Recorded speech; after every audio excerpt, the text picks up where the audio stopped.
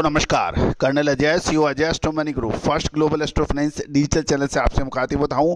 आज है रविवार 8 सितंबर सन 2024। दोस्तों आज के एपिसोड में हम सरकारी धान की खरीद के बारे में महत्वपूर्ण सूचना आपसे साझा करेंगे। उम्मीद है कि जब हमारा चैनल आपको पसंद आता होगा और यदि चैनल पसंद आए तो सब्सक्राइब करना बिल्कुल ना भूलें। खबर निकल के आ रही है कि सरकार ने धान की खरीदी के लिए रजिस्ट्रेशन और नवीनीकरण की प्रक्रिया शुरू कर दी है। साथ साथ इस वर्ष धान के मूल्य की भी घोषणा की गई है।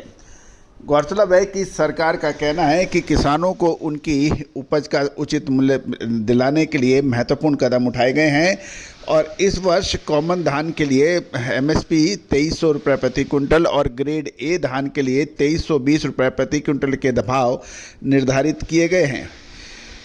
सरकार का कहना है इससे किसानों को फ़ायदा होगा। साथ साथ सरकार ने पारदर्शिता यानी ट्रांसपेरेंसी के लिए किसानों की आय बढ़ाने के लिए धान की खरीद के लिए समर्थन मूल्य निर्धारित किया है और ये भी तय किया गया है कि इस कीमत को किसानों से जो धान की खरीदी की जाएगी उसका भुगतान किसानों के बैंक खातों में सीधा किया जाएगा और इस प्रक्रिया को ट्रांसपेरेंट रखने के लिए बैंक खाते को आधार कार्ड से लिंक करना भी अनिवार्य कर दिया गया है। धान की खरीदी के लिए उत्तर प्रदेश के अलग अलग इलाकों के लिए अलग अलग समय सीमा निर्धारित की गई है।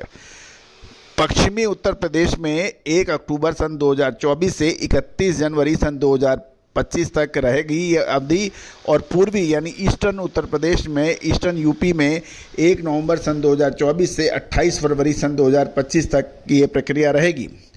गौरतलब है कि किसानों को उनकी उपज का उचित मूल्य दिलाने के लिए सरकार कटिबद्ध है, ऐसा कहना है सरकार का, और इसमें वो कई योजनाएं लागू कर रही है।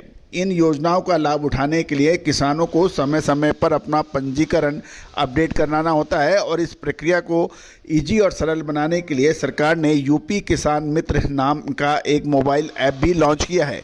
ये ऐप गूगल प्ले स्टोर से निःशुल्क लोड किया जा सकता है। इस ऐप के माध्यम से किसान अपने पंजीकरण को आसानी से रिन्यू कर सकते हैं। पंजीकरण के लिए आधार कार्ड से लिंक बैंक खाता और ओटीपी सत्यापन अनिवार्य होता है। सरकार ने किसानों की सुविधा एवं कई ऑप्शन प्रदान किए हैं। यदि इसमें किसान ऐप उपयोग करने में असमर्थ है तो वो अपने किसी नज़दीकी जन सेवा केंद्र पर जाकर इसका पंजीकरण या नवीनीकरण कर सकता है। इस तरह से सरकार ये सुनिश्चित करने का प्रयास कर रही है कि किसानों को किसी भी प्रकार की परेशानी ना हो, वे समय पर अपनी फसल बेचकर उचित मूल्य प्राप्त कर सकें। दोस्तों सारी योजनाएं बहुत अच्छी हैं। अब देखना यह है कि कितना किसान इसका लाभ उठा पाते हैं, लेकिन सरकार निर्यात पर मिनिमम एक्सपोर्ट प्राइस जो है उसके ऊपर निर्णय जल्दी ले तो बेहतर होगा। इससे किसान इन व्यापारियों के साथ साथ मिलर्स को भी फ़ायदा होगा। दोस्तों ये सभी जानकारियां आपको अजय एस्ट्रो मनी गुरु के जरिए प्रोवाइड की जा रही है।